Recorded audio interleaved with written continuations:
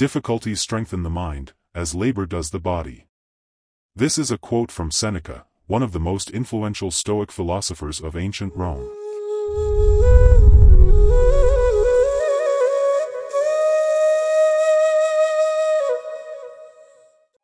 Welcome, seekers of wisdom, to our journey into Stoicism. In this video, we will explore how Stoicism can help us find inner strength and overcome obstacles, such as managing relationships or working hard at school or your job. If you want to learn more about this ancient and practical philosophy, please activate the notification bell, so that you do not miss any videos in the future.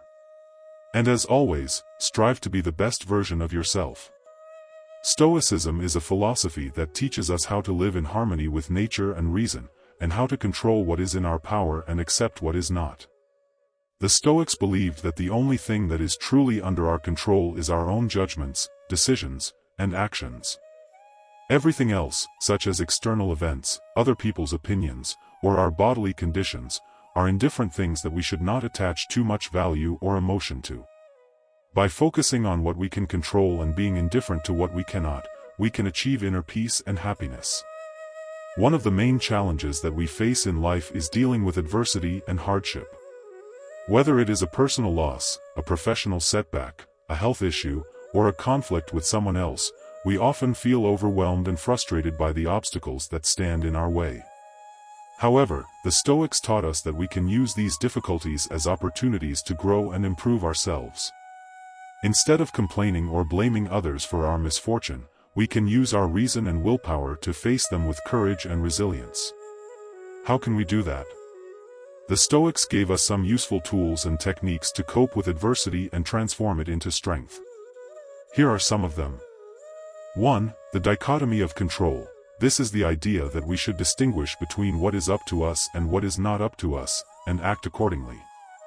As Epictetus, a former slave-turned-Stoic teacher, said, "Some things are in our control and others not. Things in our control are opinion, pursuit, desire, aversion, and, in a word, whatever are our own actions. Things not in our control are body, property, reputation, command, and, in one word, whatever are not our own actions." By focusing on what is in our control and letting go of what is not, we can avoid unnecessary stress and anxiety. 2. The view from above. This is the practice of zooming out from our narrow perspective and seeing the bigger picture of life. As Marcus Aurelius, the Roman emperor and Stoic philosopher, wrote, "You can rid yourself of many useless things among those that disturb you, for they lie entirely in your imagination, and you will then gain for yourself ample space by comprehending the whole universe in your mind, and by contemplating the eternity of time." By adopting this cosmic view, we can realize how small and insignificant our problems are in the grand scheme of things. 3. The premeditation of evils. This is the exercise of imagining the worst-case scenarios that could happen to us and how we would deal with them. As Seneca advised, nothing happens to the wise man against his expectation. By anticipating the possible difficulties and preparing ourselves for them mentally and emotionally, we can reduce their impact on us when they actually happen. 4. The role model emulation. This is the habit of looking up to someone who has faced similar or greater challenges than us and has overcome them with virtue and dignity. As Seneca suggested, choose therefore a Cato, or if Cato seems too severe a model for you, choose some Laelius. Choose someone whose way of life as well as words have won your approval. By following the example of someone we admire and respect, we can inspire ourselves to act with courage and wisdom. I appreciate you if you have made it this far. Leave a comment if you have any questions or feedback about these Stoic tools and techniques. But hold on, there are still some more tips to discuss. Another aspect of life that often challenges us is managing our relationships with other people. Whether it is our family members, friends, colleagues, or strangers. We often encounter situations where we disagree or conflict with others. How can Stoicism help us deal with these situations?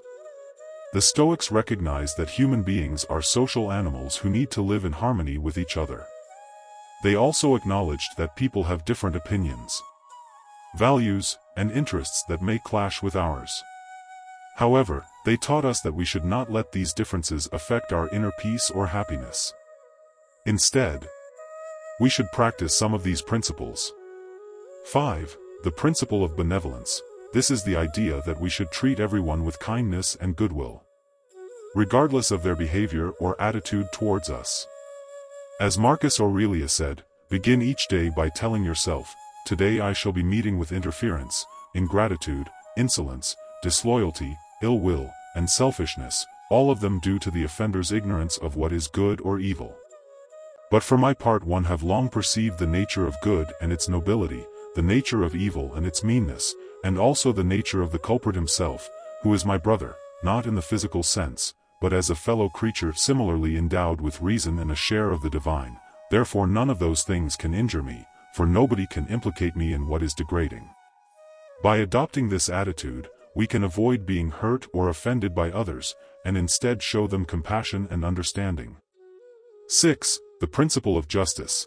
This is the idea that we should act fairly and honestly towards everyone, and respect their rights and dignity. As Seneca said, justice consists in doing no injury to men, decency in giving them no offense. By following this principle, we can avoid harming or wronging others, and instead contribute to the common good and welfare of society. 7. The principle of agreement. This is the idea that we should try to find common ground and harmony with others, rather than arguing or fighting with them. As Epictetus said, don't explain your philosophy. Embody it. By following this principle, we can avoid unnecessary conflicts and disputes, and instead cooperate and collaborate with others. By applying these principles to our relationships, we can improve our communication and connection with others, and foster a sense of community and belonging. We have reached the end of this video. I hope you have learned something valuable from this introduction to Stoicism. By following the Stoic teachings and practices, you can find inner strength and overcome obstacles in your life. You can also manage your relationships with others more effectively and peacefully. Remember, Stoicism is not just a theory, but a way of life that requires constant practice and reflection. If you want to learn more about Stoicism, please check out the links in the description below. Thank you for watching. And as always, strive to be the best version of yourself. Difficulties strengthen the mind, as labor does the body.